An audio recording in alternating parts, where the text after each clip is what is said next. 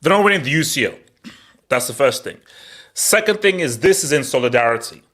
This is in solidarity with the boy way at the back. This, because we're going to have several convos. We're going to have an Mbappe convo.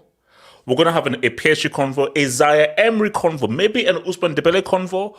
We're going to have an AC Milan convo. We're going to talk about AC freaking Milan and how the names have been sold.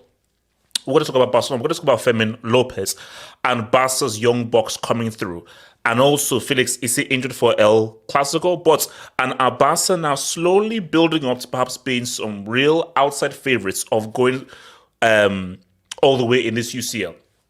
We're also going to talk about, of course, Man City getting a win, Haaland scoring 2 goals, Newcastle wetting the bed, Celtic holding Atleti to 2-2, and just all the goings on in the UCL because we've had some pretty surprising results, which makes that the groups are now fully open. So, guys, know what it is. This is the UCL Reaction Hangouts. I have my freaking Lucozade caught the Lucozade caught the check. Lucozade caught the freaking check.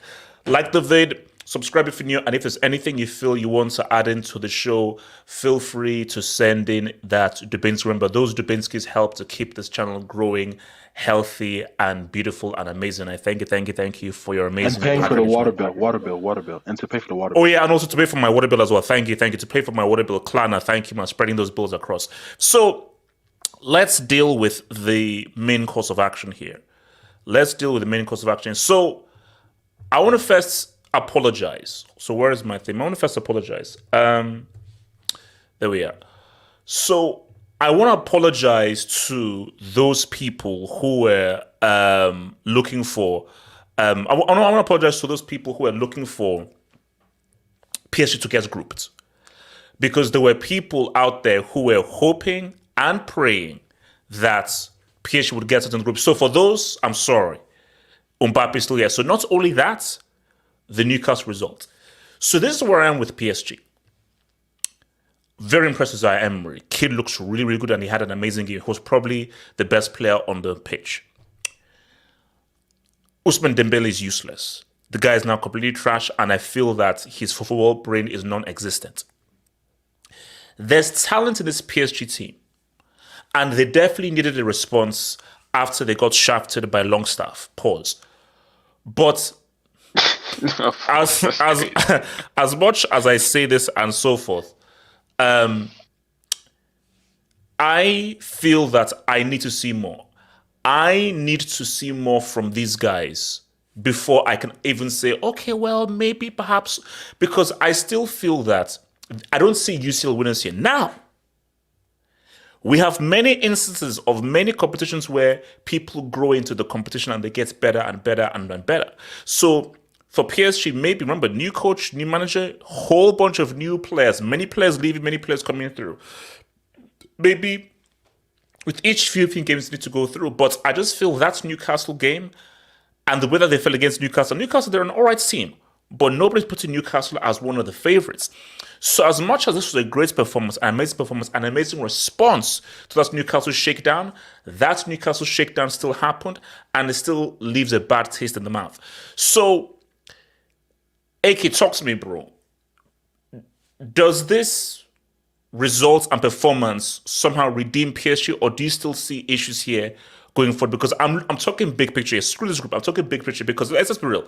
What every football fan wants is for Mbappe to win the UCL with PSG. Every football fan wants this. This is everyone's dream. I don't want that. Every football fan says that's their main dream. So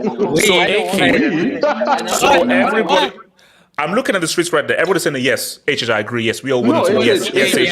Yes, guys, I'm reading the charts right now. Yes, HH, that's true. Yes, we really want Mbappe to win. Yes, I wanted to win. I saw it. So AK. Yeah, it's the shades, man. Do you think that PSG can give the football fans what we all want, which is what every football fan is dying for the face of football to win the UCL? Firstly, respect Zaire Emery. I mean, this guy might just be one of probably the best U20 midfielder in world football. I don't want to hear anybody else, because this guy is a starter for PSG at the age of 17, and he's their best midfielder. No one in their midfield is as good as him. It's that simple.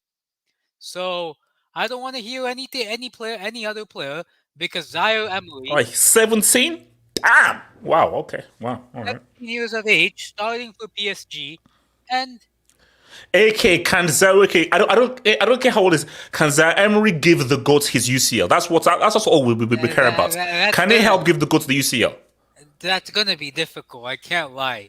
There's a guy on the right. J2 change that AVR right now. J2 change that AVR right now. J2. Okay, cool. Okay, continue. There's a guy on the There's a guy on the right wing of PSG, HH, who might just be the least, like, I don't know how to describe this player. Moron. Call him. He's a moron. He's a moron. Respectfully, you're a dumbhead. You probably didn't pass the 5th grade. And HH, Ousmane Dembele cannot start another game for PSG. He's trash. Again. Like, wait, hold up. Look at the size of his head. Wait, hold up. Do you know that guy Lee?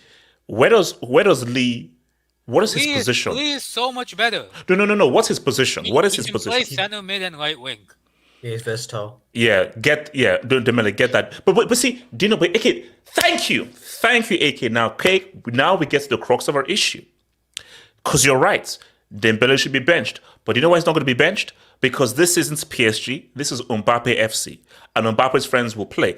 I feel I'm taking Gonzalo Ramos over Kolo, and I'm taking a French toilet cleaner over Ousmane Dembele.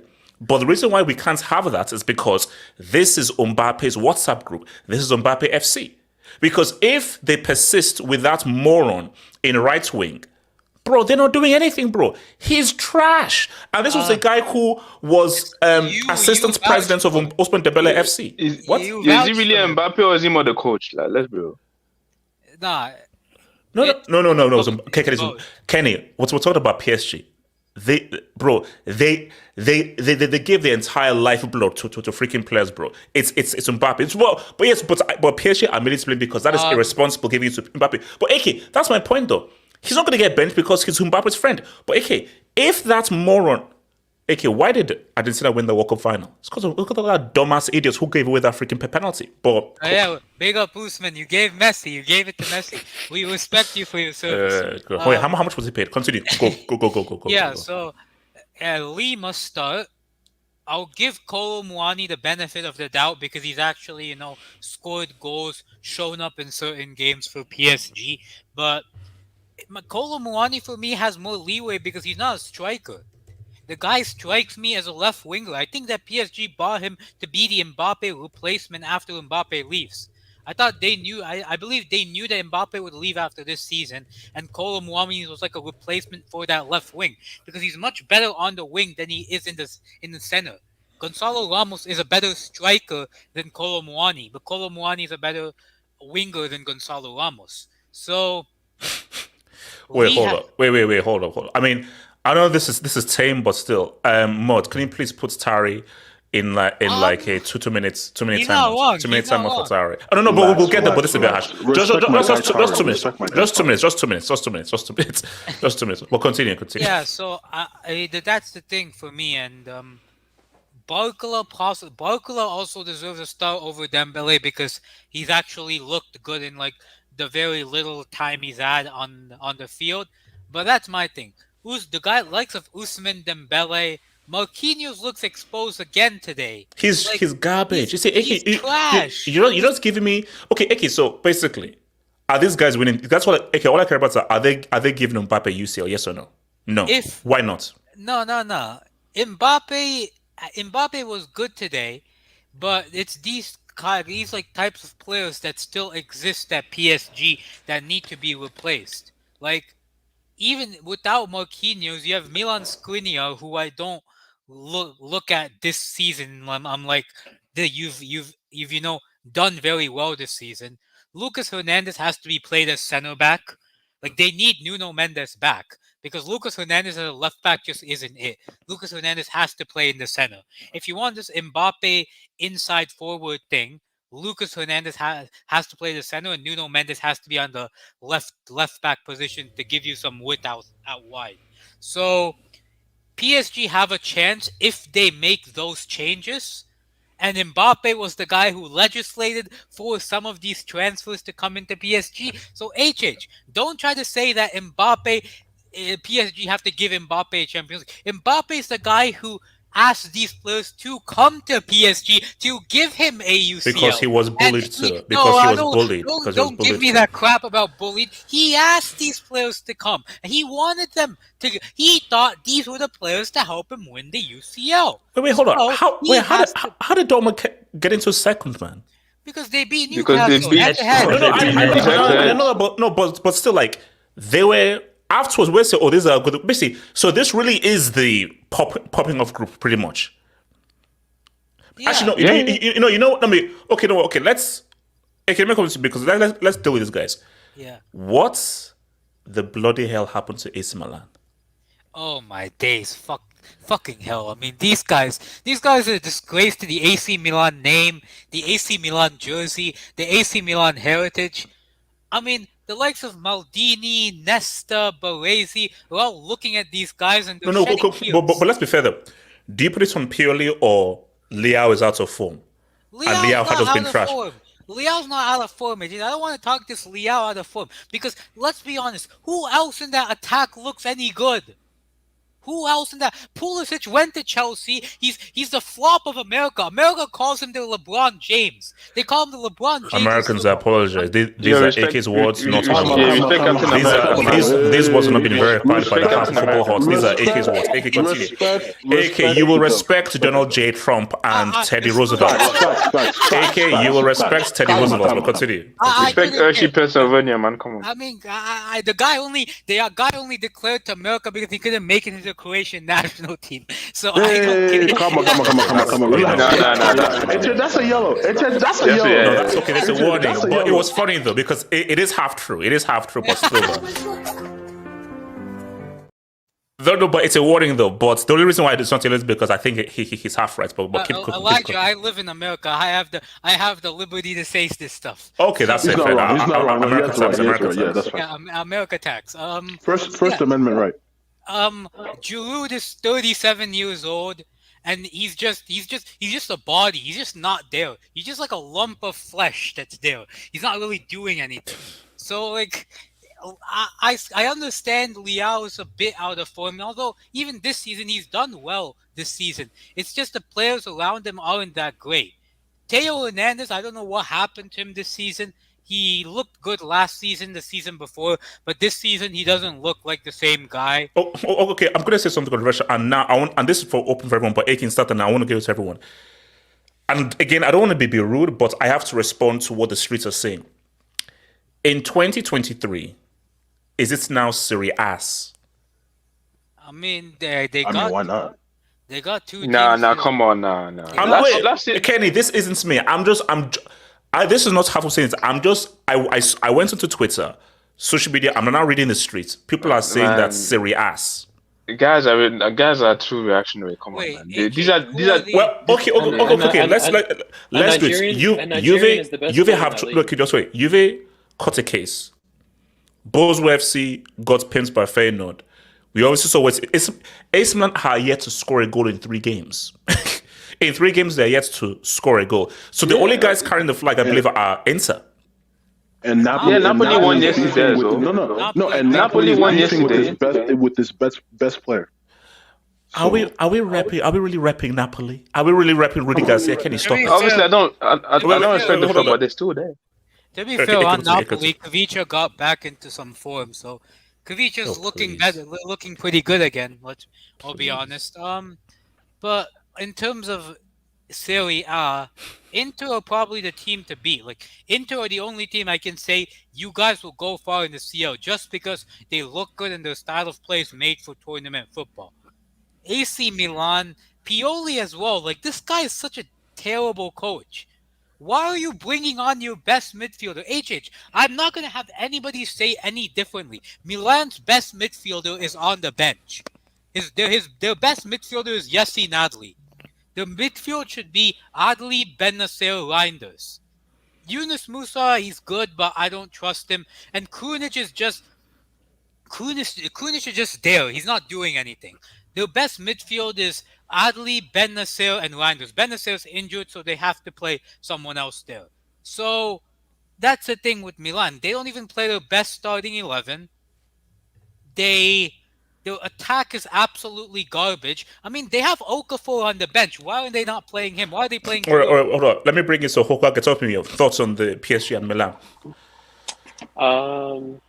Yeah, I don't know. 2 unserious teams. I mean, these guys could be cast aside. Like, Oh, Milan. hold up. So you're putting PSG and Milan in the exact same group. yeah, I mean, yeah, PSG will get through, but I'm not trusting these guys to do a max quarterfinals for these losers because I used to believe in the PSG project, but it comes a certain point where you have to have a hard cutoff. I will not take PSG serious again until they make a Champions League final minimum. A Champions League final. And let me ask you not this: take them serious. do you think they can make it without Neymar? Because for me, what just kept going through my mind is I know that the field is different. They need Neymar now. A fully fit Neymar, fully focused Neymar, but without Neymar, I don't think these guys can actually even sniff of a UCL. I agree because I don't think they make that COVID Champions League final without Neymar. Neymar was always the guy of the team, and the PSG project was always finished when Mbappe was finished mentally, and he left. And there's the scars of Mbappe. They brought in some decent defenders. I think Skriniar and Hernandez are good defenders, but I think that midfield is too weak, and I think you can trust Mbappe because Mbappe is a guy for the big games, but I can't trust Ramos. I definitely can't trust Ostrich Brain, and I can't trust Muani. So there's one guy in the attack I trust. There's a very young inexperienced midfield, and there's a chop and change kind of Frankenstein defense that they just brought in. And also, Marquinhos is always ready to lose you the game. So that's that as well. So that's not exactly a team I can trust to do anything in the Champions League. Now, if they end up doing something, they do have Enrique at the helm. Okay, I'll put my hands up and I'll say I was wrong. But for now, like these guys got to make a final to be taken serious again. And then in Milan, Milan is disgusting, dude. Look at the players on that field. Like the only players I really rate in the Milan squad are Tomori, Leao. and Manyan. That's it. Hokage, a The dude. boy is garbage, man. Let's actually congratulate Southgate. Southgate was right for not picking this guy. This guy is genuinely so inconsistent. He's True, living he is- off a Serie A title win. Bro, Let's bro, be honest. bro, True. no, bro. When you have a dude called Calabria as your captain, your main captain, then you know something's wrong, bro. Then you know something's wrong. With all due disrespect, but continue. But yeah, I mean, these are two teams you can't really take seriously. The PSG do probably finish top, and I think with Dortmund winning, we'll probably get to that game. Dortmund winning probably puts them in pole position to get second place in this group, and you'll see Newcastle. Actually, no. I mean, speaking on that, because we're just going to cover this group as a whole, and then I'll come to you, Jace West. So obviously, with Dortmund winning, what are you saying that okay? This is just complicated things because so do you see this as Milan are not serious? Forget this guys, or do you say wait a minute? If Milan can somehow get the act together, beat PSG in Milan, 5 points, could it still be open? Or do you think this is a 3-horse race, 2-horse race? What are you saying about this group with Dortmund winning? It's tough because Milan just hasn't impressed in either game. They drew to Dortmund, but Dortmund was in my opinion, when I watched that game, they were the much better team. I think the reason I kind of slipped on Dortmund because they were so shit in that first game against PSG. They were so Dortmund-like. It's like they carried over the Mainz game from last season into that game. They were so bad. But Füllkrug is settling into the team nicely, and they haven't lost a game in a minute yet. They haven't lost at all besides the PSG game because they're undefeated in Bundesliga as well, 6 wins, two draws, and their only loss is to PSG in that disgusting first game in the Champions League. So, for me, the favorites to get out of the group now are Dortmund and PSG. I say that because they won at Newcastle. Look what happened to PSG at St. James's Park, dude. So they're gonna take Newcastle back to the Signal Iduna next game, and I do think PSG still wipes the floor with Milan in the San Siro. And when you're looking at it like that, Dortmund will be on 7 points, and Milan and Newcastle will be on 2 points each. So that's why I think PSG and Dortmund are the main guys to probably get out of this group now, because that was a huge win for Dortmund. Massive. Because I'm not sure Newcastle at best they get a draw, but Newcastle can't beat nobody in Dortmund. I don't think that happened. Yeah. So guys, remember guys, please guys, hit that like button, guys, hit that like button, subscribe, and if there's anything you want to add into the show, please feel free to send in your super chats. Your super chats and your donations is what helps to support this channel and keep it growing. Jace West, talk to me. PSG, Milan, your thoughts.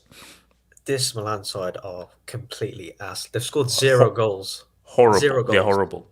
Yeah, they've got what? Cadbury's chocolate is their captain line. What is that? Yeah, Calabar. So there you go. That's disgraceful, man. I mean, even like Leao, he's meant to be their best player, and he was poor. He's been poor this whole. You see, that's the thing. That's where I disagree with AK.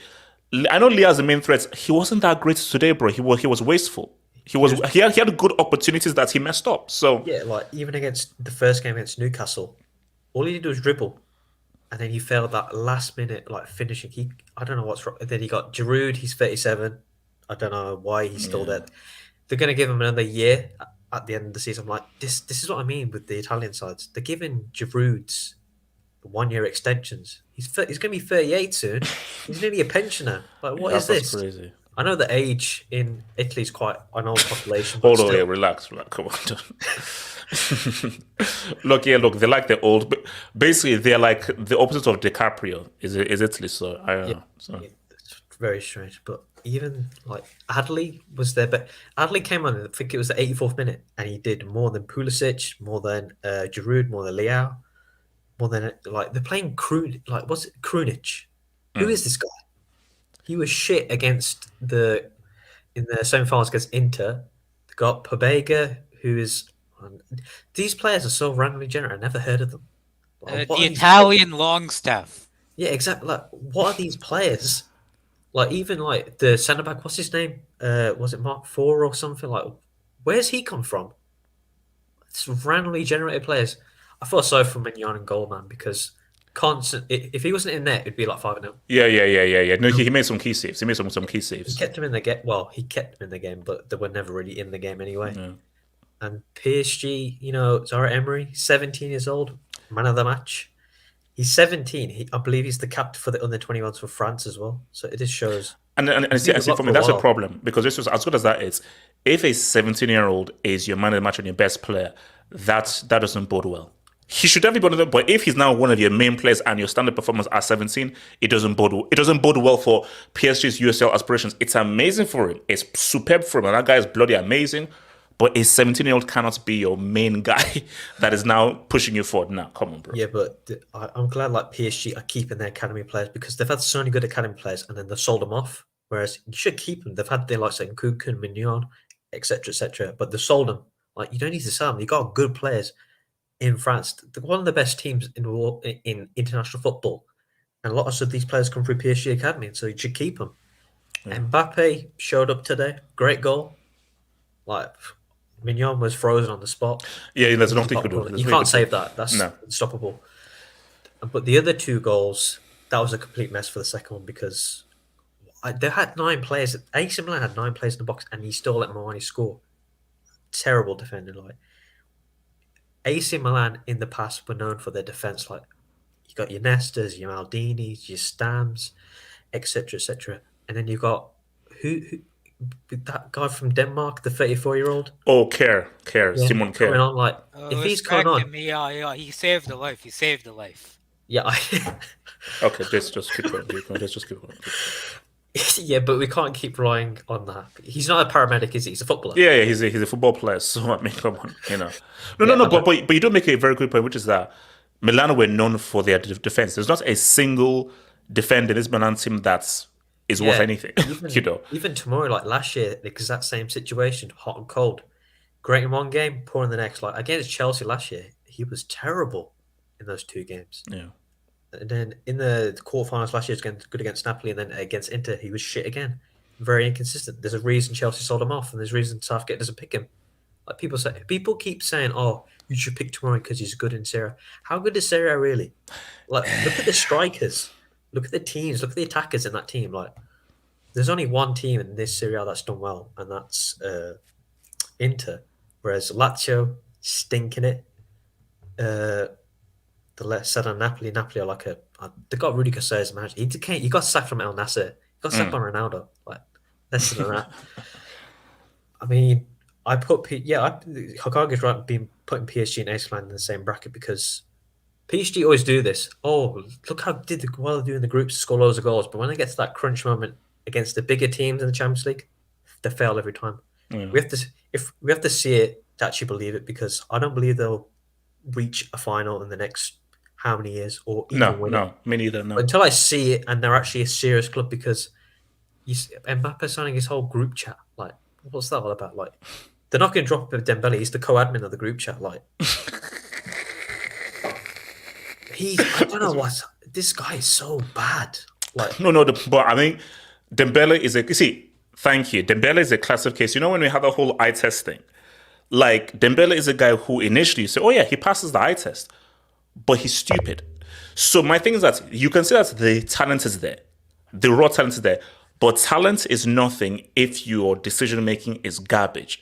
Because decision-making, that is what separates the talented good players from the truly elite players. And this guy's decision-making is horrendous. Like, when he decides to shoot, when he decides to dribble, the kind of dribble he decides to do, the kind of shots he decides to do, I'm like, bro, you're playing like a mindless 12-year-old. Yeah, it speaks volumes when a 17-year-old kid has better decision making than you. Like it speaks, and it's typical. The goal that he scored was offside as well. It's like you just can't sum this up. He starts to score a goal for PSG, and he's been there for how long? How many games has it been? Yeah, no, it's poor. Okay, let me just quickly hit this Dubinsky's man. Shout out to Dwayne Anekwe who says Mbappe is the best player in the world. As of right now, is he the best player in the world? I mean, okay, who is the best player in the world right now? Bellingham. Oh no, there's no consensus. I'm sorry, no one is. For me, I think that there isn't a one guy out there. I think you put Bellingham there, you put Mbappe there, bro. You could have put Griezmann there on form, based just purely on form. I mean, me too, as well. I'm surprised I'm saying that. You could have put them in. So I think there are many guys up in there. Who's the Stuttgart striker? The Stuttgart striker. Grassi? AK, mute your mic, bro. AK, mute your mic. No, but just three. Oh, go. Yes, wait, what were you saying? Elijah? Oh no, go. I'll go after the Dubs. All right. Just 3 billion spent, best player in the world, no excuse for PSG. Well, yes, there is if you've got a complete moron and a brain dead idiot playing right wing. Yes, that is the excuse. If you've got a moron in right wing and you've got a defensive calamity in McInnes in the back, yes, that is an excuse. It's a very excuse. Shout out to your boy Blesse. Thank you for the dogs, Blesse. Constant stick for Dembele and Pulisic, yet you all rate overrated 25-year-old Leao in his prime and can't even start for Portugal. And how does Milan have the same UCL goals as Blesse? Don't do that. My thing is, constant stick for, we just call it as we see it. Pulisic started well for Milan, but he was garbage today. The guy was completely garbage today. Dembele has had a humble flop. And if you're a Barca fan, you are laughing. If you're a Barca fan right now, you are just laughing at how things have turned out. Because you've lost Dembele, he looks useless for PSG. And look at, because we'll get to Barcelona afterwards, and look at how Barca are thriving and how much they've even gotten even better in Dembele. So definitely, Barca got the rest under the stake in Dembele leaving, man. And look, Leao this season, he's out of form. Last season, he was money. This season, you can clearly see that the guy's out of form. It happens. He's not doing his thing, man. Eiffel discovery. Dortmund got lucky tonight. Stop capping. A win is a win. A win is a win. Like, that's, I think it's what AK said. Like, that is a huge, no, sorry, it was Hogage. Huge. Remember, it's away from home. So, see, away from home, it's all about gate. It's all about getting lock, this, that. Wait, but I don't know what he's talking. Dortmund squandered huge chances too, so I don't know what he's talking. Newcastle were lucky to not be down 4-0 at half, so I don't know what he's talking about. Yeah, Newcastle really poor. All right, okay. Yeah. So tell me, Elijah, what are you saying, bro? Elijah. Yeah, I didn't watch. Okay, the PSG Milan game, I was in and out, but it's sad to hear that Milan is where they are now. I think for me, this all started when they fired Maldini from the position, literally like a year after they won the league, because I feel like he was the guy that was running the ship the right way, and they just fired him. If you want to disagree, you can. The Dortmund W has flipped the group upside down, in my opinion. I had PSG and Newcastle going through, but I'm now sitting here, and if this ended today, I'm seeing Newcastle with joining my club, like that's kind of crazy. Like I did not expect that, and you can't and what's really more disappointing is the way they lost. Like Newcastle had 2 chances that hit the crossbar minutes of each other. They had one which I believe was 90 plus 4. That when you think it's going top corner, but it hits the crossbar and bounces, just rockets away. And I'm just like, what the hell is going on? And then Isak had one, but he shot it straight at the goalkeeper. So Newcastle could have easily won 3-1 today, but they just did not convert their chances. And that's a shame. And now, unfortunately, people are now doing is Eddie Howe not an elite manager? Is Eddie Howe this, that, and the third?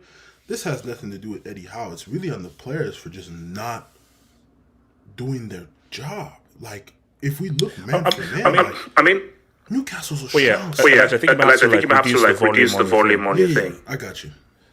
Yeah, because I'm getting some feedback. So basically, wait, where am I getting this feedback from? I don't know. Wait. Elijah's from me. It is from me. I'm getting some feedback from you. So basically, no, my thing here, look, it's not the end of the world for Newcastle. It is not the end. I mean, it's a bad L, but I think that basically for Newcastle, I mean, to be honest, it's tricky. It's tricky because you now have to go away to Dortmund. They have to, because if they lose to Dortmund, because if they now lose to Dortmund, they have to now face PSG in Paris. So then it becomes very tricky. Remember, Dortmund play PSG in Germany, So I think that they need to at least get a draw just to give them something. Because if they lose to Dortmund, it's crazy. But if they can get if they win, boom. If they can get a draw, then that means both of them are now on 5 points. Then maybe there's some hope. But yeah, that loss complicates things, bro. It really, really complicates things. All right. So, Can I Kenny, go you want to say something?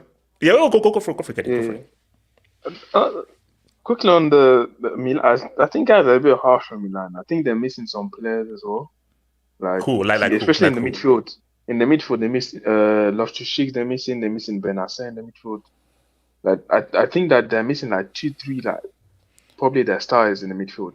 And I can say, for me, when I watched them from the beginning of the season to even the Newcastle game. But Kenny, come on, to not score a single goal in 3 games, not one goal. Come on, man. Yeah, no, obviously, no. But the first 2 games they could have scored. But for me, today, for me, the midfield was poor, and some of the attacking players as well, like the Leaos, Pulisic were poor as well today. But I wouldn't be surprised if there are some players that come back in that. I don't think they will qualify, but I wouldn't be surprised if they finish third or maybe second. I don't think they'll finish. I wouldn't be surprised. I think that Newcastle, they can beat Newcastle. I think they can beat Newcastle. I think they can beat Dortmund as well. They're going to be at home against them. And even PSG, I wouldn't be surprised if they maybe draw or beat PSG. I wouldn't be surprised. I don't think I think people are going too far with them. I won't be surprised if they still get out of this group. But I do think they will get probably Europa League. But today they were very poor. I'm not gonna lie. They were terrible today. Then boy, that's right. And then on Mbappe as well, he does that finish so many times. He always gives you the eyes and he goes. He always does it. Yeah. He does. Yeah, he always does that, which is and keepers always fall for that. So, but yeah, today they were good. And then Dembele, man, he needs to. This boy, he's actually oh my gosh, that's why I say eye test sometimes is deceiving because this guy, he's talented and all that, but his decision making is so trash. I don't know what it is. I don't know what happened to him. But he's honestly, trash. The guy, he's trash. He's lost it, man. The guy is trash. So basically, Streets, I've put up a poll, man. Tell me, do you guys think Newcastle will make it through to the next round? Do you feel that Newcastle will make it through the next round? Vote in the poll and then I'll see what you guys say. Do you feel that Newcastle will make it through the next round? So let's move to our next thing. So Kolo Axel, is the mic working there? Kolo Axel. Yeah, can you hear me? Cool, yeah, I can hear you, bro. So Barcelona, man. Look, man. So obviously I watched the game. This was obviously the early kickoff there. And this was a game that really Barca should have won.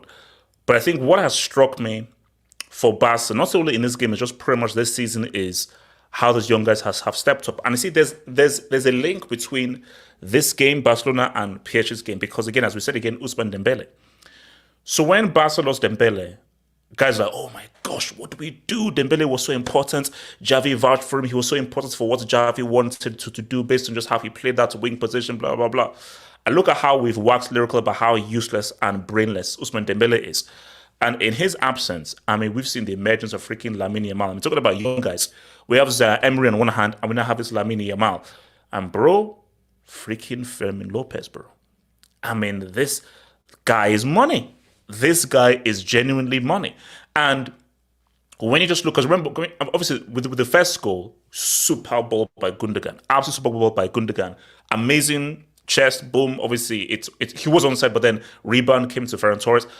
And then that second G that he scored was just flipping insane. It was just flipping insane, man. And I'm looking at Barca. And I think based on everything that's happened through Barca, not being able to make it out of the groups, the loss of Messi, trying to find themselves, Barca have taken a lot of hits. So I feel that it is right to look at them as outsiders. And I think, you know what? Barca, they're in this group, most likely. They'll win this group. So you should expect them to get a beatable team in the next round. And obviously in the next round, they obviously have Camp Nou in the second leg. So Barca should make those quarters. And I think that when you just look at because the team is made up with so many young players and guys making their debut, specifically in the UCL, I think that you can't look at them as strong favorites. They are outsiders. And I think with them being outsiders, that plays their strengths. I think Barcelona are going to be a team to watch because I think if these young guys more and more play together, get chemistry, really get a key on understanding, they could be a very, very dangerous team for guys to come through. So, Kolo, talk to me about what you thought about the Barca derby, but specifically your boy Fermin Lopez, man.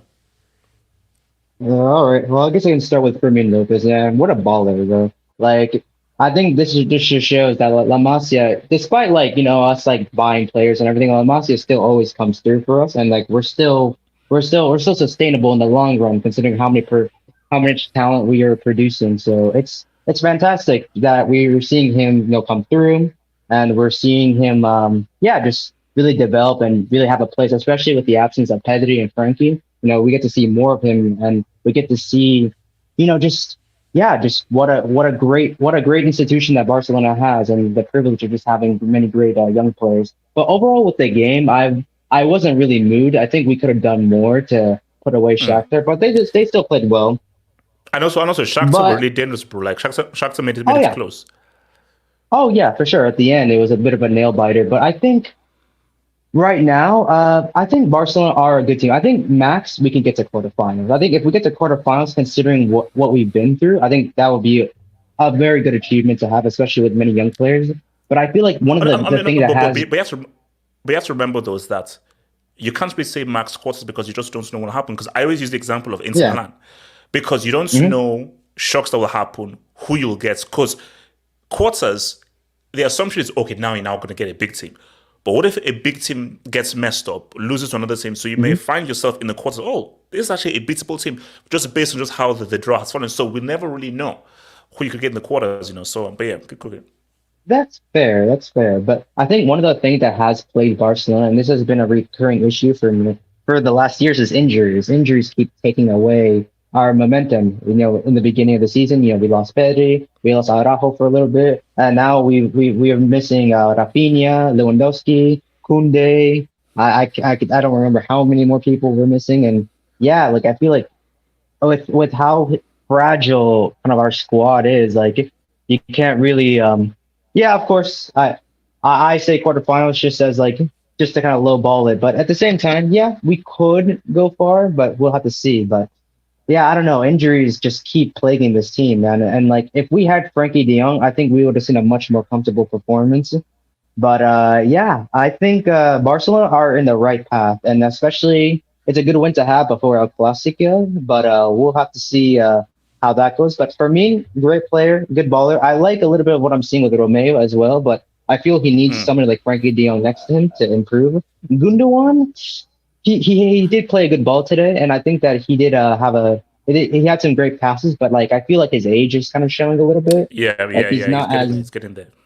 Yeah, he's getting up there. And then with the attackers, Ferran, decent, good goal today, but outside of the goal, what else did he do? Not really much. Felix, of course, we need him. We definitely need him. He's definitely the most complete forward that we have. Lamine is very good, and he's very young, but you can't keep playing him every game because, of course, he's developing, he's growing. Yeah. Exactly. He's better. He's definitely. So what's the news on Felix and his injury? So will he make the El Clasico, or we don't know yet? I haven't heard anything yet, but I'm hoping that he makes it, because if we don't have Felix for that El Clasico, forget about it, man. But I was even in doubt for the El Clasico to begin with, considering how many players were missing. So if he can come, great. But if not, we'll see. Okay, so you're not saying forget about going for the UC. You're just saying, look, make it out of the groups. So your aim is make it to the quarters and then build from there. Or you're like, hey, if we start building up, can we do a little science? Yeah, I think that would be more preferable, because we have so many young players too, and we don't have a team of not born winners, but we don't have a team of winners yet, and we have to cultivate that a little bit. So I think the important thing is reclaiming La Liga and then maybe going for the Copa del Rey. But for the Champions League, we'll see what happens. I would like them to go far. I really want them to do do the best that they can. But if they can get out of the group, I think we're already going to get out of the groups. But if we can at least go a little bit more, we'll be good. Yeah, they should say that Felix will be fine. They said that it's just a bruise. That he said he will be fine for thingy. Okay. Perfect. Okay, so what's it called? Let me come to Abdullahi. Your thoughts on Barca's win, or did you watch the game though? Did you watch the Barca game? I was there live, but I didn't really watch. I was there live, I didn't watch the full game. I didn't really watch the football. I watched the highlight, but I think based on the highlight I watched, I think I'm being really impressed with the way Barcelona have been playing the setup and everything. In as much as I kind of have a little bit issue with Savi, but he's been doing very well with the player. But I'm also very well because of the way is it Yamal? Yeah, Lamine Yamal. Yeah. That guy is too young. I don't need him to be playing too much matches because when you are playing too much matches, it's gonna tell in your body. So like the same thing is happening to Ansu Fati to where he was playing way too much matches and he's getting injured. So I think he's a very that guy. He needs to be keeping an eye on. I like that guy, but I think Savi needs to just ease him into the game step by step, little by. And my problem also is someone like Ferran Torres, who is not is on and off. Today he score goals, tomorrow it goes. But I've been impressed with Felix. I've been very impressed with Felix because I know Chelsea fans, we know our take on Felix. I know your take on Felix when he was in Chelsea. When he was in Chelsea, I was like, we need to keep this guy. But again, I can understand why Port said he doesn't want Felix. I can understand why. But it's wait, you can why so you can understand why. What said he's lazy that he does not press. He's lazy, okay. Yeah, he said he does not press, but he has the quality, he has the technical ability as a player, but he does not press. That he wants him to press. Well, okay, let's hope that's the pressing thing gets us fourth or third this season. Then let's hope then, because for me, I say that's bullcrap. A guy that's good and talented, you don't let him go. I think he said he prefer Christopher Nkunku more than Felix. Okay, then we'll see when Nkunku comes through. J Swiss, your thoughts on Barca? I mean, the first half they played really well, considering the amount of injuries and how much you'd rotate the squad. Second half was a little bit closer because they're young players at the end of the day, so you're going to have the inexperience that comes in with the game. And also, you're playing Alonso at left back, so he's going to get outed a little bit during the game. But still, Fermin Lopez, Lamine Yamal, Ferran Torres showed up today. He's got 2 Champions League goals. I mean, I don't think they're not like favourites or anything, but they're like a dark horse, you'd say. Like maybe they can do something because I saw the injured players in the crowd. You got Lewandowski, Rafinha, Frankie de Jong, Gavi, obviously. Pedri, yeah. So got all these players still to come back. Yeah, you got Koundé as well, still to come back. That's so much depth that's needed because they're on 10 injuries maybe now. Yeah, but still, constantly bring out another La Masia product. Like it's just every single week there's another product on the pitch. It's crazy. No, like, I mean, you have to say it's the best academy right now in the world. Yeah, it's the best youth academy. It's definitely better than a certain Le Cobham. I didn't name it La Cobham, bro. I did not name it La Cobham. It's not good. I wouldn't name it that shameless. I'm shameless, but not that shameless, man. So yeah, but still, like, I think they'll get maximum points in this group because was it Shakhtar Donetsk, Porto, and the Twerps, is it? Yeah, Twerps. Actually, did the Twerps say what's up? Because I think. Oh no, they lost in the end. They lost in the end, but they were winning at the time. Yeah, they were leading, and then they lost 4-1. I think it was. I mean, Barcelona getting through the group. This is what they should be doing because you can't go 3 years without getting out the group. Because for a club like Barcelona, getting out the group is minimum. Like you have to. Yes, you have to. Regardless, and they also need the money as well. Because don't forget, when you're spending that much money, you're doing all sorts of levers. Yeah, I know that side like freak players and stuff, but still, like Gundogan was settling into the game today as well. It's probably one of his best performances since joining Barca because he's been a bit hit and miss, but I guess he's been getting used to the squad. But I think I get Kolo's points where Gundogan's still a quality player, but age is there. Frank de Jong is needed. I think he needs the younger legs in Frank de Jong just to help him in that midfield. Yeah, and especially because you have Oro Romeo. Him and Frankie de Jong were working. Him and Gundogan, it's not working as well because Romeo's getting really exposed. Like the goal that Shakhtar Donetsk scored, he was just ball watching. Didn't have any defensive cover. It was too late. But still, they played decent at first off, and respect to Xavi. He's getting it done basically. He just needs to get good because his European record isn't that great. Yeah, look at it. But if they get maximum points, that's good for. And I think that's the key thing because I think again like. That's just because again, when you just look at what happened to them, like last season in the Europa League, and what happened to them again, Boys United, I'm like, okay, it really depends who they face. Because again, like if we're looking at the groups now, Atleti now mess grounds because actually no, they can't face Atleti though because that's in the same group. But like they could just end up like if they face like let's say a Leipzig, that's a tricky one because if it's now Barca Leipzig. Am I putting all my chips on Javi to beat Leipzig in a second round game over 2 legs? I don't know. That's so it really depends on who they get. So I put up a poll. Can Newcastle make it through? So 26% said no, 29% said not sure, but 45% says yes. Newcastle can still make it through, man. Let me speak on Newcastle a little bit. Oh, actually, no, hold on. Let me quickly take some dumps real quick, man. Eiffel Discovery says Dortmund playing haram ball second half crime scene. Bro, who cares? They got the dub. All that matters is the Dubinsky, man. They win an equi. Leao is in form. He just had a bad game. Not what I've been hearing, not what I've been seeing. I think he's really been on and off. He's really been on and off. Put it this way, he hasn't been as good this season as he was last season. Last season, he generally was one of the best players in his position in the world. Can you say right now that Leao is one of the best players in his position in the world, which is what he was last season? You can say the past 2 seasons he's been one of the best players. Yeah, you had the title win, and then you had the last season as well. Yeah, so come on, he was much better before than he was this season. I think it's just out of form. Minecraft the Diamond. Premier League needs to join the Brick Academy, so-called best league. You see, don't do this now. Don't do this now, because let's wait until all the rounds are finished and see where all the chips lie. So yes, Real are looking good. Sociedad are looking good. Barca are looking good. But we've only gone through 3 rounds. After 6 rounds, let's see where we are. But mostly, I'm going to assess things when we now see the semi-finals. So when we now see the semi-finals and we now see how many EPL teams, how many La Liga teams then will be, because I think with the way things are looking at right now, it's going to be close. It's going to be close. I think EPL missing Liverpool is a big loss, because Newcastle, it's a wild card. Arsenal, it's on and off. And then United and Arsenal, I'm not sure whether they're really ready or equipped to go really far ahead. City, we know that those guys are one of the clear favorites. Barca look good, but yet again, have they been tested? So they don't look good. What happens when they get to the next round? Real, cool, but I'm looking at that defense. So we'll know once we get a bit further, man.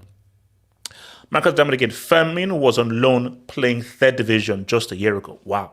Look, as again, quality player. Quality player. Fermin scores higher than Bellingham on the eye test. But again, even if he does, it doesn't matter. Because right now, Bellingham is overall the better player. So Fermin may score higher than the eye test, which is cool. But right now, Bellingham is on form. Bellingham is one of the most effective players and best players in the world right now on form. So you cannot deny what Bellingham is doing. But that's why I can't wait until Saturday. I cannot wait until Saturday, man. Anyone else on this bus thing before we go to... wait, AK, go for it. AK, go for it. Before that, you can do this later. I sent you something in your DMs. I think we need to look at it. Secondly, on Barcelona, I think...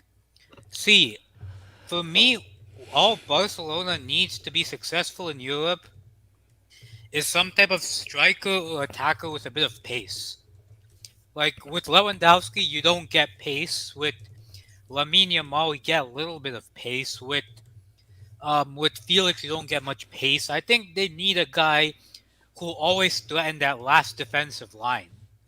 Okay, don't forget, we're getting Vitor Roque in exactly. He's the Brazilian Rock. He's gonna he's probably gonna be the biggest game changer for Barcelona, even though he's only 18. Because if you think of a guy who's athletically and technically very good, that's him. He has the pace to run off the last line. He has the speed of thought to, find space inside the penalty box. See what, for example, the weekend. See what the 17-year-old did to create space from the Athletic Club low block. Barca need a guy who'll do that again and again, so that someone like Felix's creativity will actually be taken advantage of. Yeah. And can Vitor Roque do that at the age of 18? Let's see. But he does have the skill set. So I think that's all that is missing from Barcelona and, actually doing very, very well in Europe. All right. So, SM, is your mic working in SM? Yeah. All right. So, now, SM.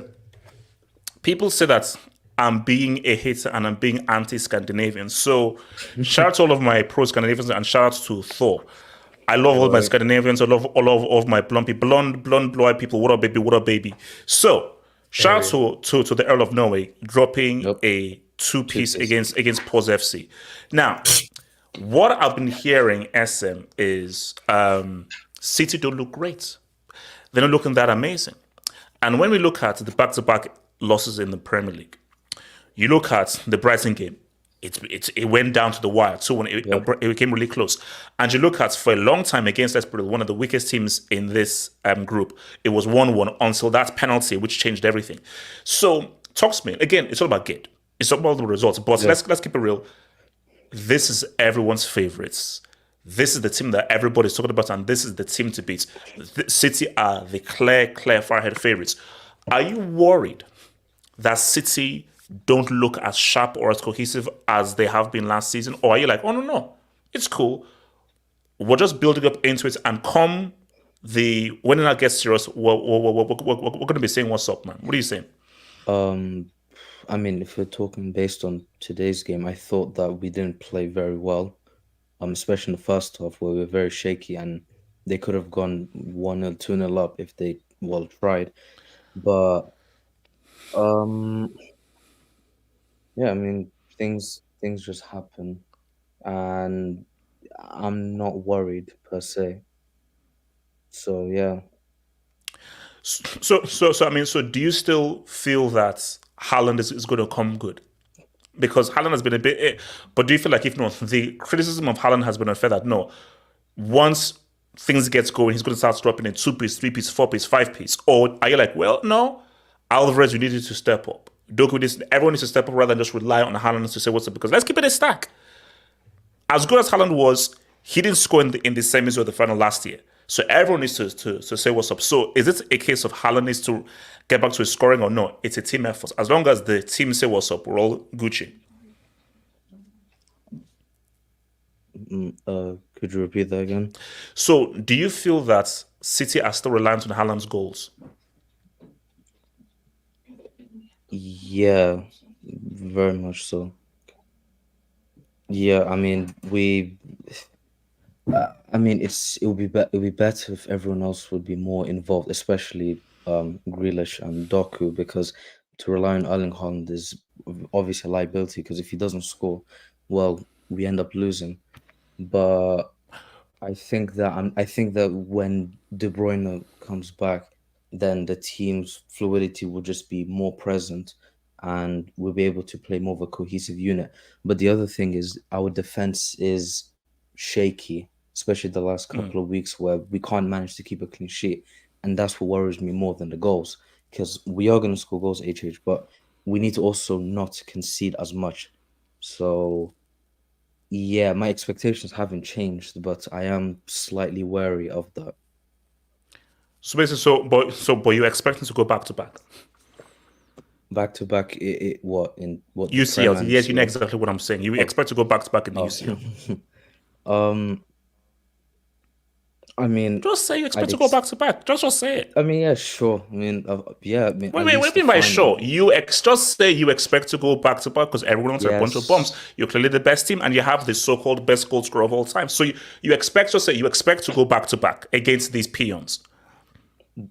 Well, I want to say peons, but yes, we have to reach the final.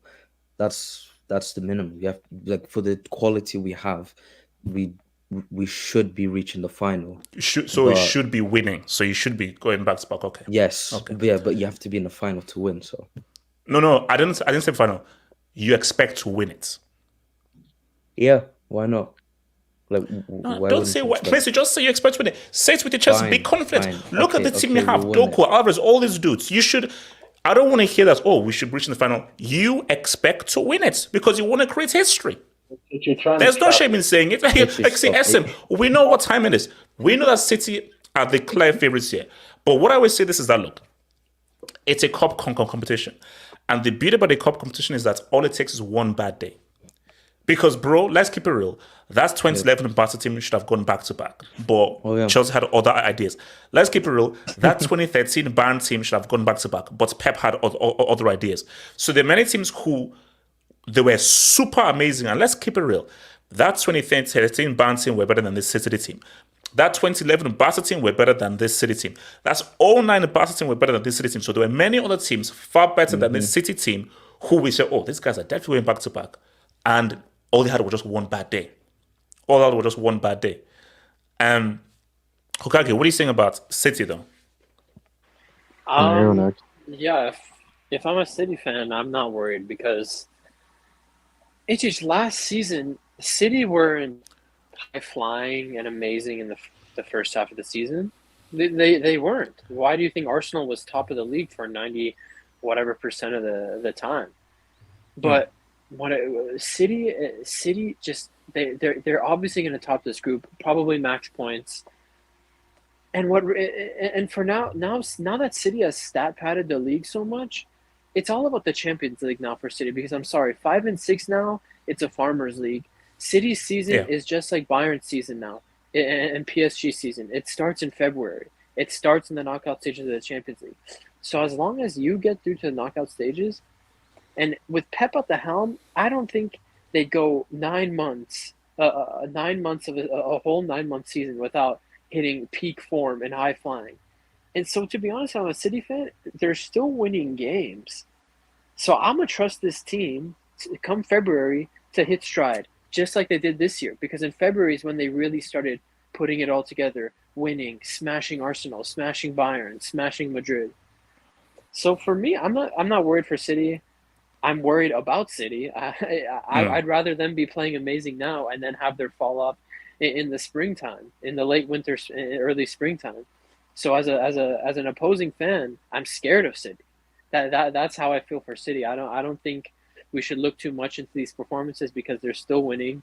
Haaland isn't even on that great of form, but he's still scoring again. So yeah, man, and you know, I kind of underrated De Bruyne because I do think when De Bruyne comes back with Rodri in there again, dude. Yeah. Fuck, dude. And the way the European but all it takes is one bad day. I know. That's why you're I right, think because, like because you're right, because that 12-13 Bayern, bro, that 4-0 at home to Madrid, like what the hell was that? Pep brewed up some disaster class that day. You're right. All it takes is one bad day, especially with Pep Guardiola at the helm, with his experimenting in his ultra tactical brain. We know Pep knows that only one bad game can ruin it for you. So you are right in the fact that City is susceptible to that, just as many of the other past great teams. Well, no, because I think it's not even only City as well. Like when you look at a league, you have 38 games, so you can have several bad days. You can have 3, 4, 5 bad days as long as you have like 26, 27, 30, 31 good days. You're good. But the thing about a cup thing is just one bad day. And it's over. You're out. It's over. Done.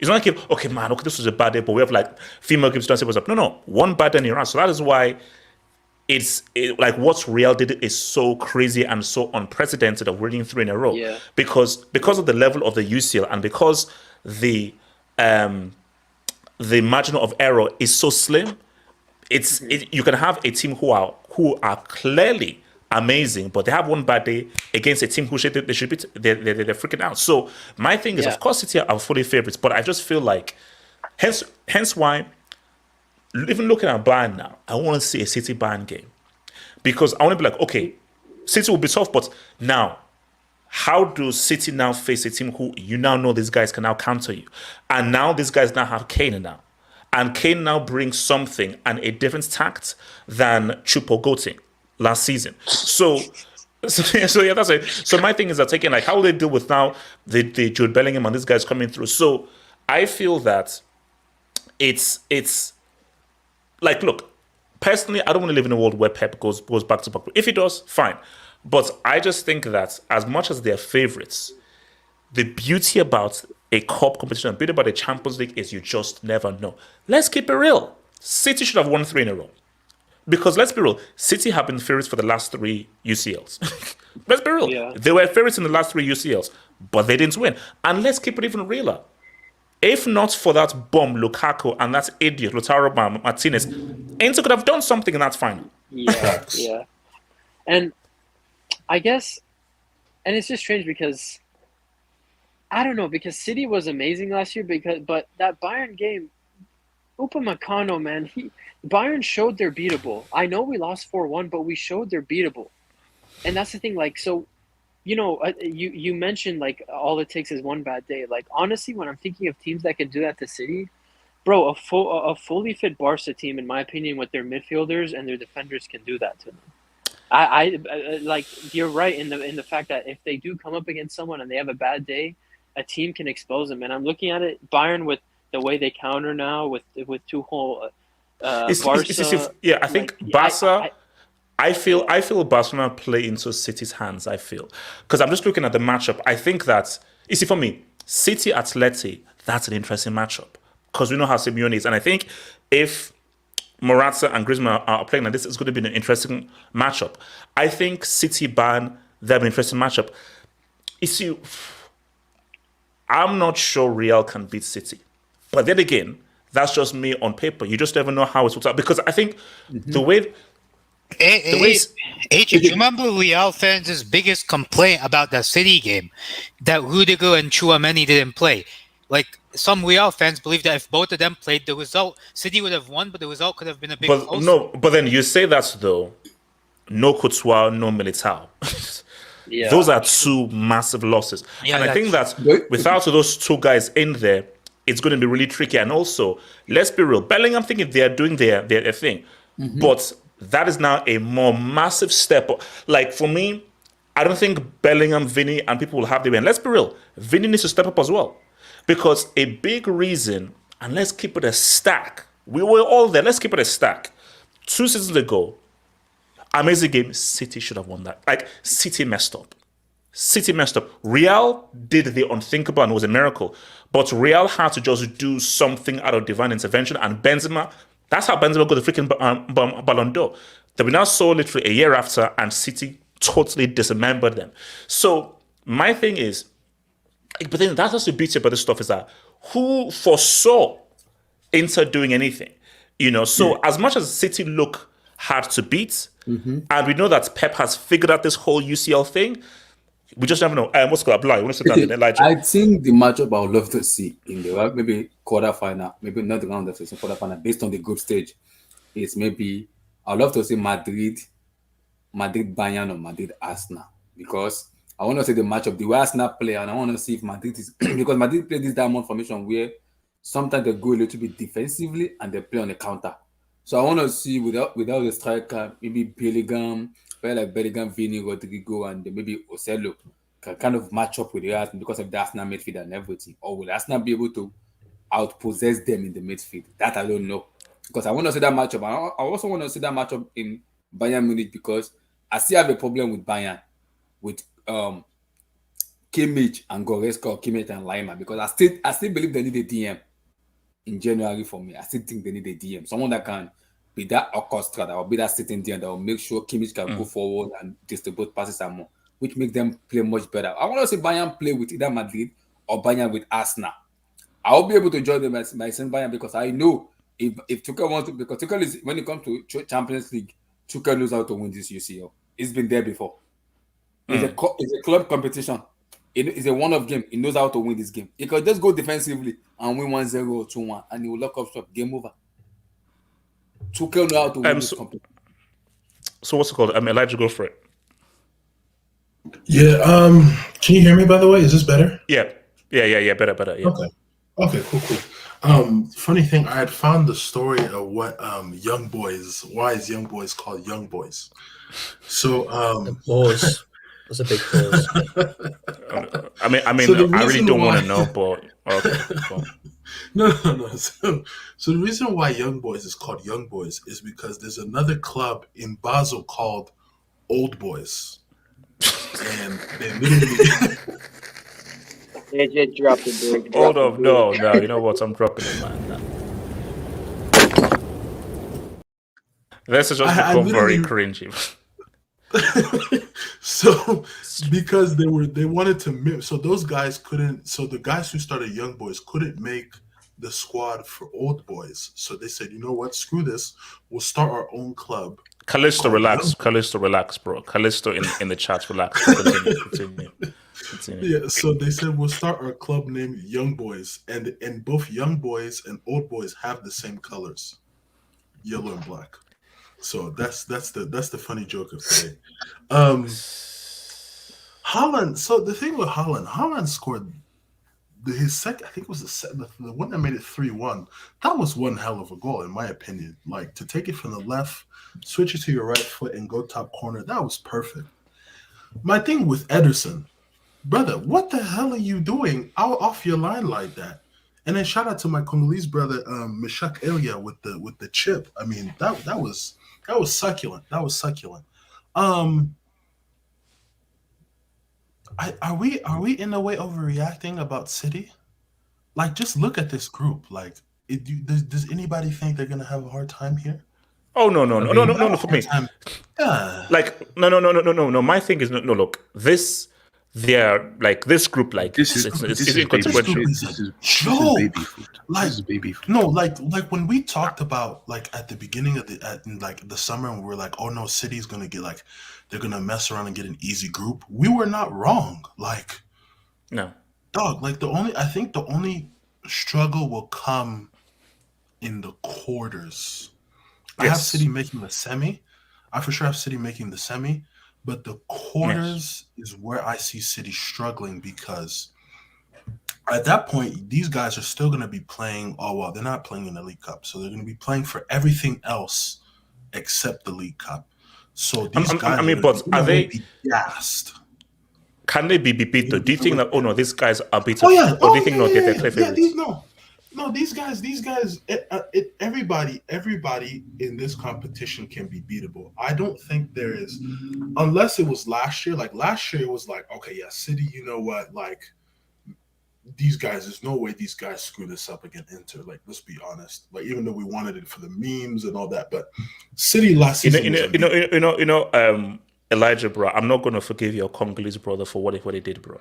Do you know that he single-handedly stopped an all-time streak? I will never forgive him for that, bro. But we haven't forgiven. We don't claim him. We haven't forgiven him. I think Meg left him. Like, let's and also rescind his citizenship. Rescind any Congolese lineage that he has, please. We're working on that. We're working on that. I have to ask the embassy in Brussels and see what they think. Yeah. I mean, literally, like, in this competition, my big three right now are City, Madrid, Bayern. The thing with Bayern, Abdullahi hit it the nail on the coffin, is that they don't really have a DM. Paulinho is there. Like, Paulinho is there in January. Who they want to get? They want to get him in January though. So yeah, but that's the answer to your solution. That's the answer to the problem. And even though Fulham gave Paulinho an extension, they're going to use that extension so they can make some extra money from Bayern. That's why he's there for like another 3 more months. Also, I think that's literally it, man. I legitimately think that's literally it. Like, there's okay. I mean, then I watched the team get off the bus today. What's up with the drip, man? I think the drip is Pep's idea. I kid you not. These guys had the cardigan, like Puma cardigans with the numbers. Look, Pep thinks. Look. They won the treble. He avoided the left strip. Now he thinks he's cool. You see, my thing right now is I don't know. Pep he's chasing history right now, because I feel that City have a great chance of going back to back 100%. True, but I said absolutely. again, it's a cup competition, and being a cup competition, you just never know. You just never know, because again, that's why my theme is all it takes is one bad day. All it takes is one bad day, and one bad day in a league, we can rectify it. One bad day in the cup, you're out.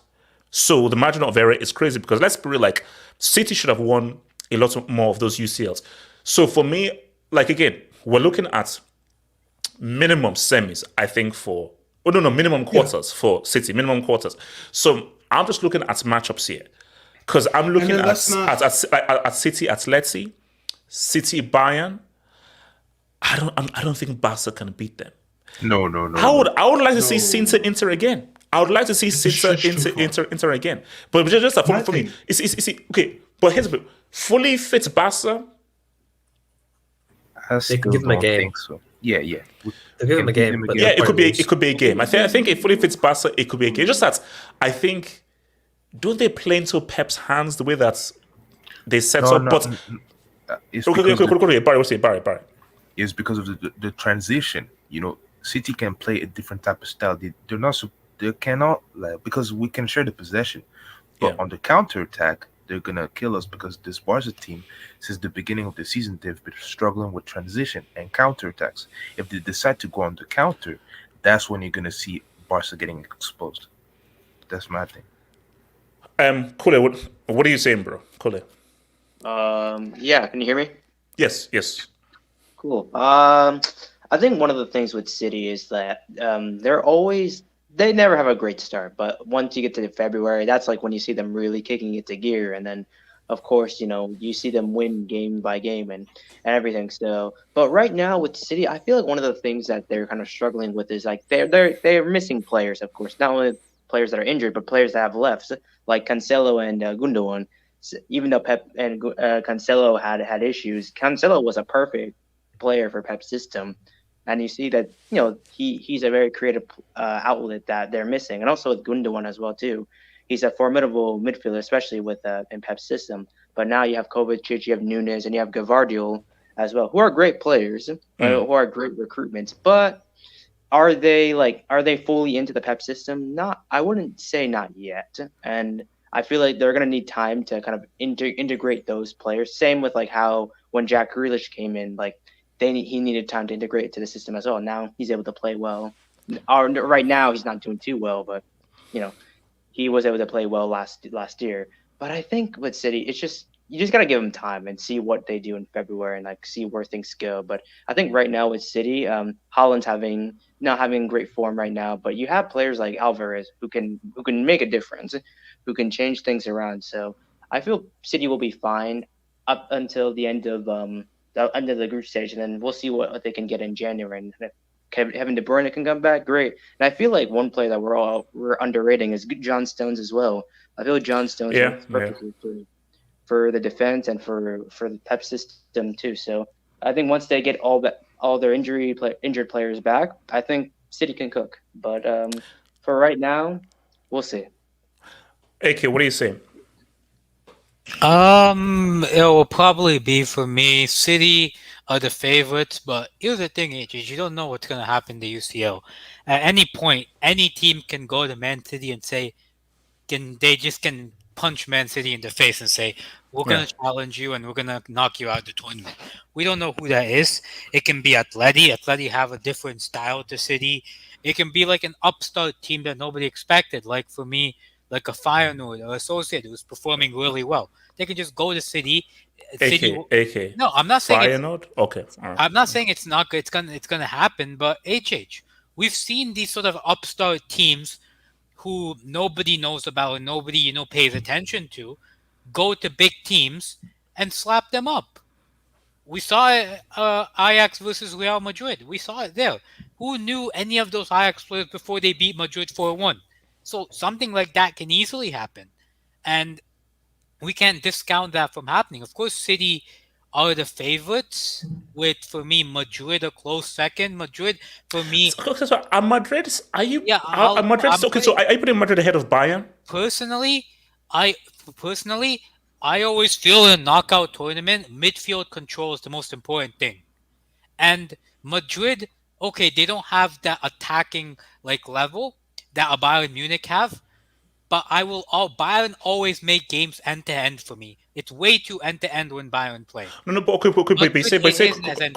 you say control though. Modric would not see the guy who's on his last legs. Kroos is still doing anything, but he's on his last legs.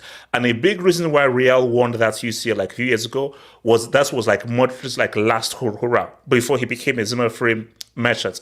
So I don't think that's control that they had during peak Modric was really there. And I'm saying that no, look, it's true. Bayern it's all end to end. But I think that if Bayern gets Palhinha again, a midfielder guy, they're still far behind City. But I feel that Real are still missing particular winning weapons to go all the way. Are you saying Madrid and Bayern as they are right now or Madrid. And if Bayern get Paulinho, I'll put Bayern above Madrid because Bayern have fixed the main hole, the most important hole that was there. No. I'll be real with you. Right now, I would probably just edge Bayern ahead of Real because thing for Real is, first of all, like this group. Okay, I know they beat Napoli, but again, Napoli, I don't feel that good. I still feel this team at its core is still very young. And I think that we are really beginning to see the real transition period of Real right now. And I think a team in transition against a team who are right here, I don't know, bro. Personally, I like Madrid's midfield. I mean, not discount Bellingham, but that defensive core of Camavinga and Tchouaméni. Tchouaméni's been very good this season as a defensive player. Camavinga is also starting to, improve his performances as a defensive player. So I think defensively and on transition, when you have those two guys, they cover space well. And they're much harder to be on the transition than a Bayern Munich, which I believe, this might be wrong, I believe is more important in a knockout tournament than a game that's quite end-to-end like Bayern Munich have. Also, can you please look my DM? Okay, I'll bring it up. It concerns J2S's club. Oh, God. Oh, no. I think I saw your thing. Is this about De Gea? You're lying. Oh, yeah. You're lying. Oh, David is coming real quick because I saw an Instagram I saw an Instagram with Bruno Fernandes where he was having lunch with De Gea. So De Gea is still in Manchester, just looking about randomly. So David returns. Shout out J2S. Look, man, respect your boy David because I think it's because Onana is obviously going out in AFCON in January, man. Look, shout out to David, man. Zombie, talk to me, bro. What were your thoughts on Barca's chances, man, of this UCL thing? So I think they could reach somewhat of a quarterfinal or a semifinal. Like how they're playing, like how they're playing right now, they're actually playing really good. Like I was really impressed today, like what they did. Like they got 2 goals like really quick, like within the first half, and then the second half was pretty good too. But they, how can I say, the defense lacked a little bit, and that's how the other team scored. But other than that, they did pretty well today. The problem with what I have with them is if they were to reach like the round of 16, if they were to get somewhat like a Man City, like a Bayern, Real Madrid even, or, another team, they'll have a huge problem on their hands. But all I can say is that, with how they're playing as of late, it's been not too bad, But other than that, my only problem is them, going up against like a harder team like Man City. And I know you guys were talking about, Man City, because to me, I think, let's face it, they're somewhat of a team, you cannot beat as of now. Like, I feel like they can go back to back. That's my only problem with them. Okay, so what's it called? So just real quick, so Osuna, your thoughts on basically just also we've now had 3 rounds, seen everybody play everybody. Do you still think that City are still far ahead? And where do you put favorites 1, 2, 3, people going far and so forth? Because I think we're still undecided as to Bayern's second faves. Real second faves. Could Barca be outsiders? Could Arsenal be outsiders? Who can beat City? Are City unbeatable? So you tend to see there's not really a pattern when it comes to performance in group stage to performance in the UCL. Like if you just look at it, last year City, they had 16 points last season. Season before Madrid had 15 points. And then season before, Chelsea had like 11, with Frank Lampard. 14 because you drew twice.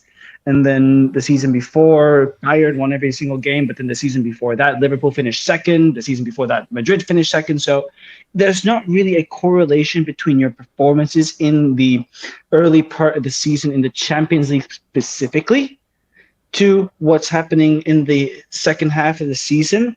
The only thing that I tend to derive from a lot of Champions League winners is that they have big squads. You might think, the league title is what makes it so that you can have a good a shot. It was what requires you to have a good squad. But because there's so many of those league games, the chance that your players are not injured for those crucial games, if you only have 11 good starting players, is very small. And that's why I take out people like Arsenal. I take out people like Barcelona. These teams that have good first teams, but sort of maybe not so great squads, such as the Man City, such as there's no one else. It's Man City. Yeah. I say all of this to say Man City are favorite. I'm babbling on, but then the reality is like Man City are going to win this. No. But then my argument is that, which is what we've been saying, and this is like where my quotes. All it takes is one bad day. You can have one bad day in the league. You have like 16, 17, 18 games to correct it. You have one bad day in a cup competition and in the UCL, you're out. It's over. We've seen so many amazing teams who we thought, oh, this guy's going to go back to back. Basically, the perfect example was 2011. Arguably, I believe, probably one of the best teams I've ever seen was our Barca 2011 team. And 2012, just one of the freakiest games I've ever seen. Yeah, nobody thought in the group stages that Chelsea was going to do anything that season. Oh, no, nobody. Because they had just gotten rid of Ancelotti. Yeah, and also, look at Inter. Who thought Inter would make the final? So I feel that as strong as City are, and we know that they are strong, you just know that it just takes one freak result, one freak performance, a freak mistake and everything, and these things can happen. But now what I do want is that I would want to see a City at Atleti. I want to see a City because I want to see a particular, because I feel there are teams that can't beat City, I don't think. And there are teams that I think, ooh, this could be an interesting matchup based on how they are. Because in my view, Real Barca will be really good games. I don't think Real and Barca can beat them over two legs, but they'll be good games. I think Real Madrid can beat anyone over two legs because they just have some kind of strange aura around them. Do they still have that aura still? Because people say this. We literally saw them win a miracle Champions League barely a year ago. Literally. But you say that though. That was with Ballon d'Or Benzema, who now looks like a deadbeat dad in Saudi Arabia. And that was with Modric in his last hurrah. So see, bro, the reality is our players right now are better than our players then. Wait, how are we disrespecting Modric and bro, Modric was on his last legs. He did a couple of he made good moments, but the reality, his performances were quite average that season. And especially going to last season, he just completely fell off.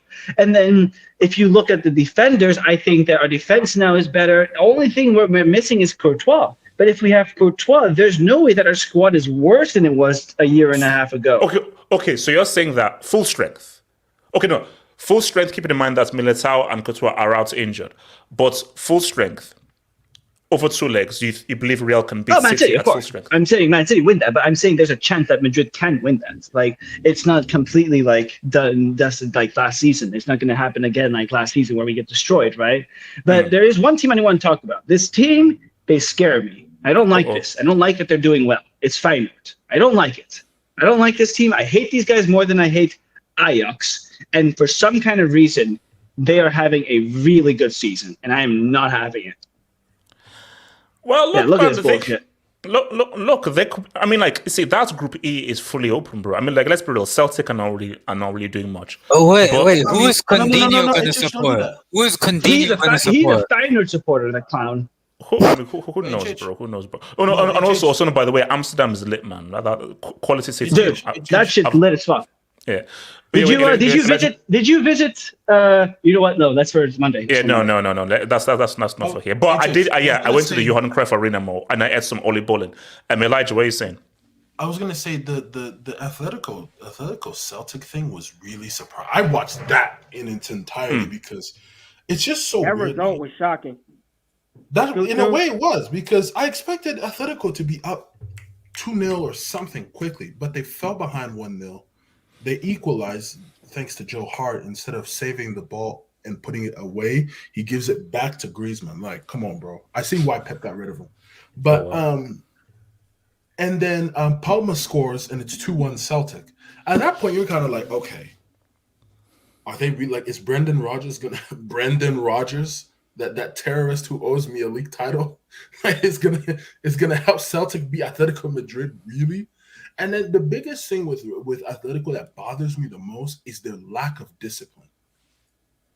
That right there, like the red card, a red card you. But they've always been like that, bro. Like they're thugs. No. But look, see, do you know what's crazy though? Sorry, go on. Let's go on.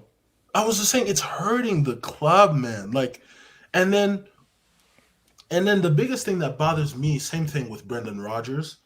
You go down to 10 men. You realize that Madrid, Atletico Madrid have dropped to 10 men. Why are you substituting in defenders? He's built different. I don't understand that. Unfortunate that Hatate look, man, support the Rog, man. Didn't he almost win a league with you guys?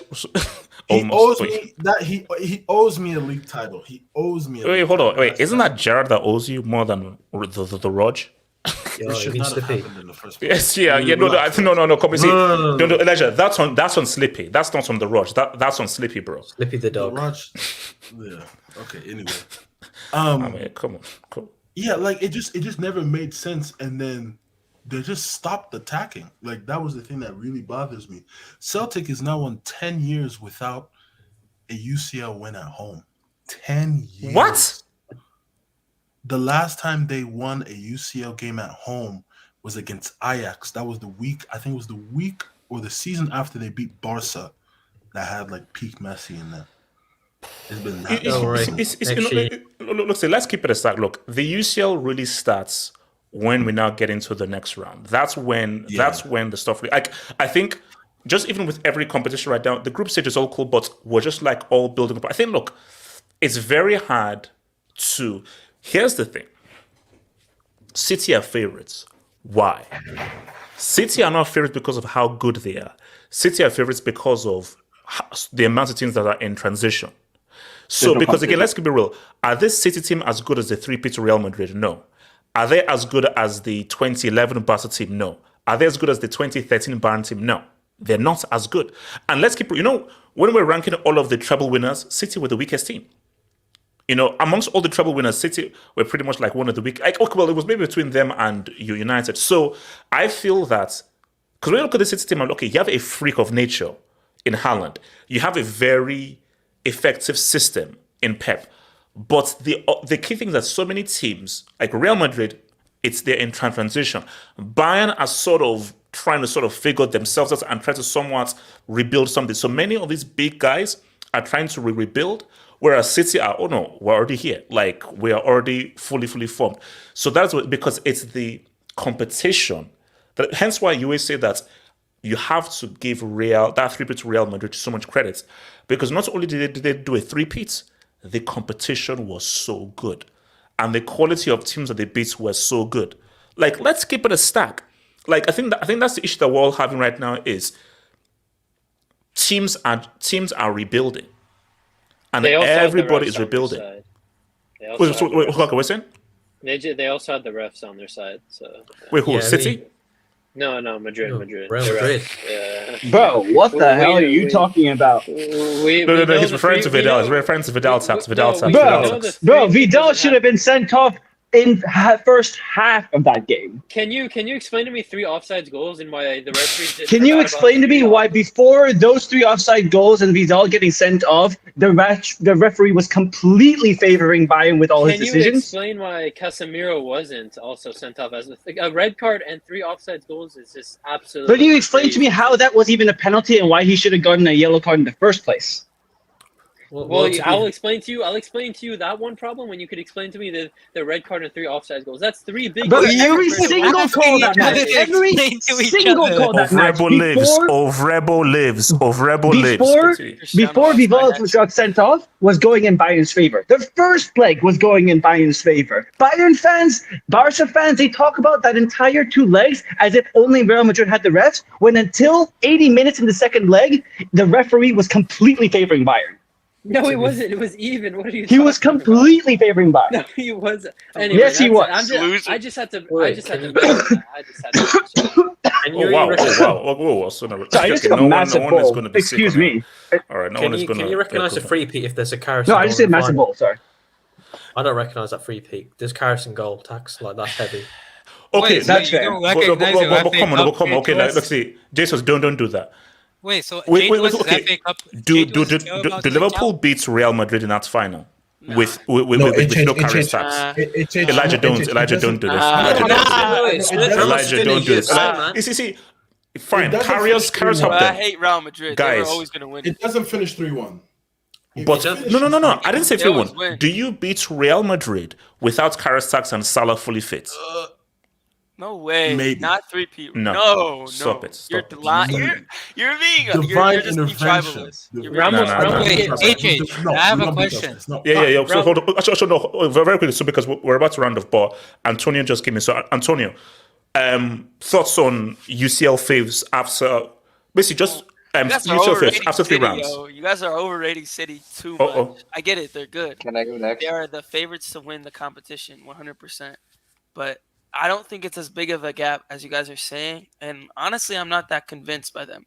Now, their group is horrible. It's an easy group. Like, I think they've won every game 3-1 or something.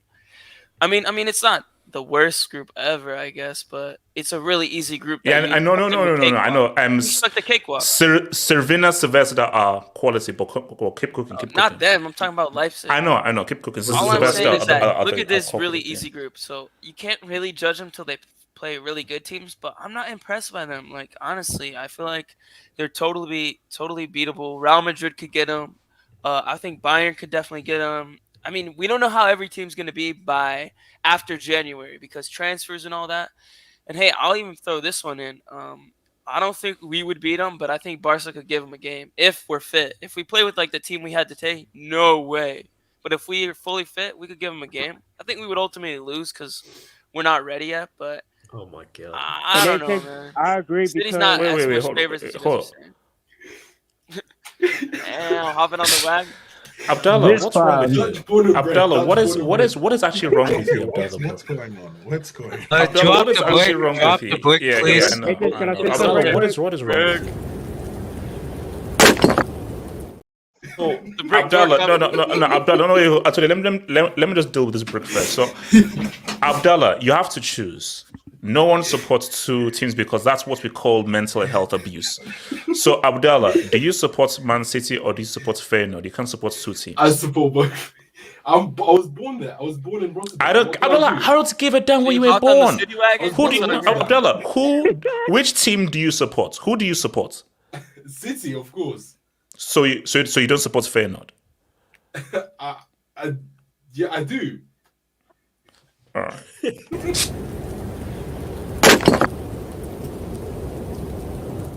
Wait, hold on, guys. Guys, should we just call this Ballon d'Or? Should we just call the Brick d'Or Elite, bro? Should we just close the voting for the Brick d'Or? No. We have to wait till Yassil. Yassil has the potential. AK, is that the point? Comeback ever. No, I believe in Yassil. I believe in He's Yassil. delivered like 4 masterclass performances, but is that? No. Yeah. Bro, Yassil the last delivered 2 that all months, week. Let Mohammed cook, bro. Let like the last Abdullah's 2 been months cooking, have been like, yeah. Okay, Abdallah, talk to me. Can I say Wait, Abdallah. So as City, the clear we are guys clear there. favorites. I expect this season minimum a double of the Premier League and the Champions League. Nah, I you're expect- tripping. Wait, bro. You're hold being- on, let him you're cook. tripping. Let him cook. Let him cook. Let him cook. I'm just trying to So get it cook. going. Wait, hold on. Let him cook. Let him That's a cook. horrible Abdallah, keep thing. cooking. Trust. Abdallah, keep cooking. I'm not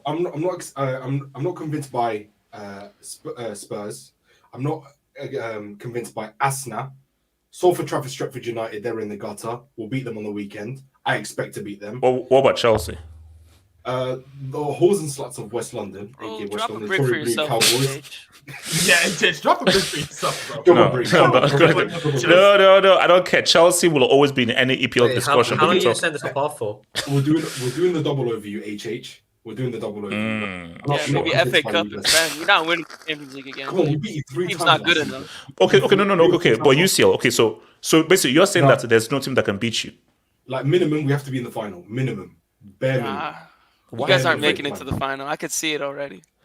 Anthony, don't say no. Look for me. Okay, Look, why are you no, guys no. so fixated that City are gonna walk the competition? They are That's- not. No, as good as Antonio. the Do you know why, Wait, Antonio? HH, let Look me at the cook. competition. The competition just Wait, ends. HH, That's great. let me No, look. cook. See, here's the thing. Anything can happen. But let's keep it stack. Semis minimum for six. It should be semis minimum. They will get to the semis. I don't think they're gonna win it again, and I don't think they're gonna do the double. I think you guys are underestimating how hard the UCL is.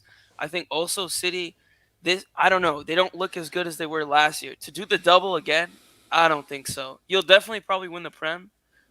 Even then though, I wouldn't be calling Arsenal ass when they literally beat you. So anyway, what I'm trying to say is you guys are not that good. You're good. You're the best team in the competition right now at the moment. Antonio, just say it with your chest. Antonio, just say it with your chest. Ferran Torres is leading you to UCL glory. No, because I don't think we're gonna win it. I don't think we're gonna win it. I think there's teams that like Bayern could give them a game. I think Real Madrid could definitely beat them. I don't think. Yeah, why are you acting like they're so trash? They could. Now, the way they've been playing, I don't think they will. Okay, wait, hold on. Look at this. So shout out to your boy, Father Alvaro. Oh, wow. Okay, I don't even want to look at that AVI. So, Morata, 18 goal CL season. Chelsea missing us. I didn't look. Okay, let's put that AVI. Actually, okay, look. Do we owe Morata an apology? I don't know how many times we're going to keep talking about this. I think yes. I blame Chelsea for this. It's all Chelsea's fault. Chelsea just ruined strikers. Wait, hold on. No. Name me one great season Morata's had. Name me a season where Morata's been amazing. Not 2 games, not 3 games, not a UCL semi. Name me an entire year. 1920? Was he not great in 1920? 14, 15? 14, 15. Yeah. 15. He did lead Juve into the we're going too far. 16, 17 as well, huh? Yeah, 16, 17 as well. 1920. HH. How? HH. In 1920, this guy came to our crib the last game before COVID and dunked on us. That was one of his greatest. Come on. I don't know. Yeah, this is Chelsea tax, man. That was not a great season by him. That was not a great season, though. No, he was Morata never had a great he literally scored and had to make a fucking forgiveness sign, like, please forgive me for being so shit. Literally. I think 14-15 because he was really good for Juve 16-17 as well. His goal ratio in 16-17 was amazing because he was a sub as well.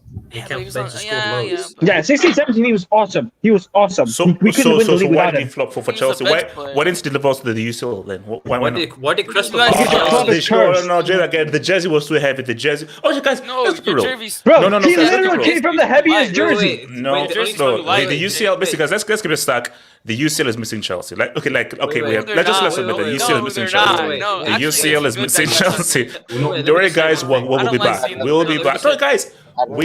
Okay. Jason, what are you saying? That's what you were saying. I was going to say the only time Chelsea's jersey's been heavy is when Lukaku wore it. No. It's heavy based on. Do you know why so many strikers feel at Chelsea? How's it heavy? Because pressure. It's because your club has a curse.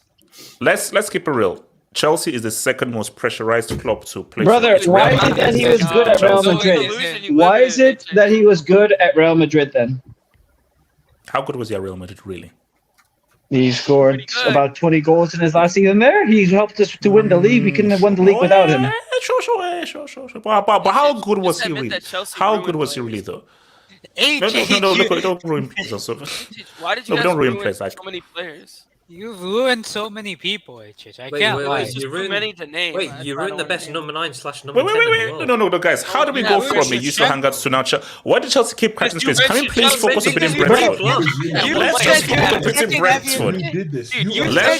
Let's just. Can we please beat Brentford? Please? Can we just please just get focused on Brentford? Second heaviest jersey in world football. Okay, because it is. No, it isn't. Marseille's jersey is heavier. All right. That was a horrible. Can you imagine? Now that's pushing it, bro. Now that's just. Bro, you really Please say ban or something. Imagine. Yeah, wait. How many league titles do you have? How many league titles do you have? Dude. How many UCL titles do you have? And also remember, the one that you won, there's a tax on it. Read up. That's the one that you won, there's a tax there. So there's cheating involved. So basically, that UCL has an asterisk. That's still that has an asterisk. So the league has a tax on it. The UCL is still there. No. That's there. There's a tax there. There's a tax there. There's a tax there. UCL where you can touch the trophy. What do we look? COVID times. Really? Yeah, No, guys. Well, then you hold on. So guys, remember guys, Friday El Clasico preview gets real. But see you in El Clasico preview on Friday. Peace out. One love.